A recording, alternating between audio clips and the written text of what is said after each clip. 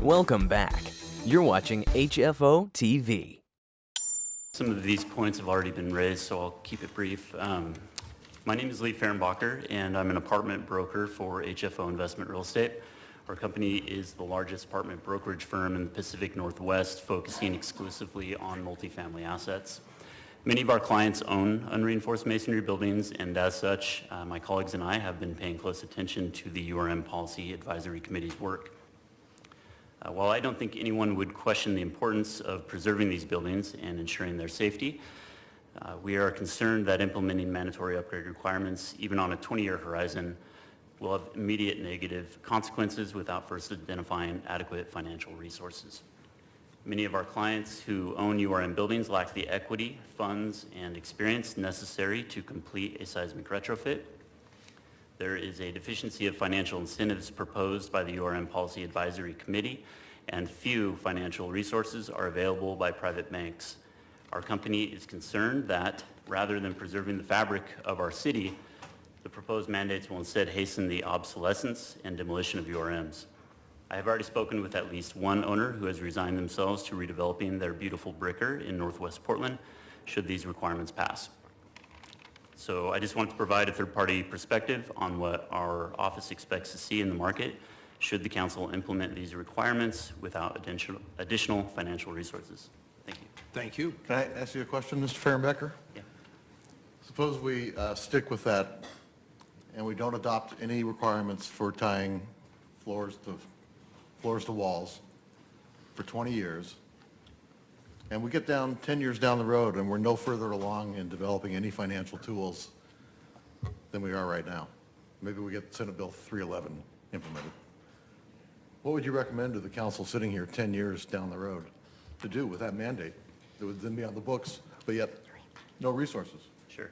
I think it's a problem. I think it's a difficult question, and the Policy Advisory Committee has been working on it for years. I think they're on the right track, and they've done some good work, and I think some of the amendments proposed tonight are also in the right direction. But I think you really need to implement some financial resources to set owners up for success rather than failure, and implementing mandatory requirements that people are not going to be able to complete financially is the same as waiting 10 years for a solution that we don't have now. But is that the only balancing factor in this equation? I mean, what about the obligation to protect the 600,000 people that live, eat, sleep in this city? Yeah, it's huge. I think it's a very good question. I think everyone would agree that these buildings are an asset to our city and that they need to be preserved and made safe. It's not a question. How do we do that? I don't have the answers myself, but I can tell you from a market perspective, without financial resources to help people accomplish this goal, they'll be set up for failure. Thank you. Well, and that failure could be a reprise of what happened when we adopted another kind of mandate in 1995, and we saw a very anemic compliance rate, A, because we didn't enforce it in any kind of systematic way, and B, as we've heard from a number of people, there weren't adequate incentives at the time to help facilitate those changes. So that's one way of looking at it. And I would say that having read a number of reports, including the City of Seattle's report on URM, I don't think there's a city in the country that doesn't recognize this as a problem. And I don't think anyone's testified today saying that the life safety issues are not urgent.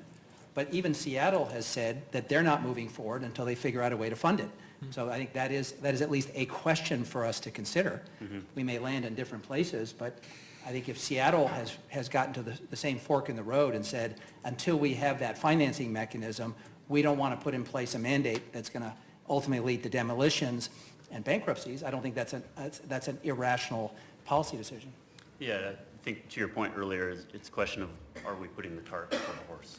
Well, that's one of the things we're going to have to debate. But I have to say, and Mayor, I have to apologize. In a couple of minutes, I have an excused absence to represent the council at another gathering. But I will say, I think this is among the most thoughtful hearings we've had in a long time in terms of very, very thoughtful, well-reasoned arguments. And at the end of the day, we have to balance a number of things. That's what everyone has said in so many words. And I appreciate the quality of the testimony to help us get to the right place.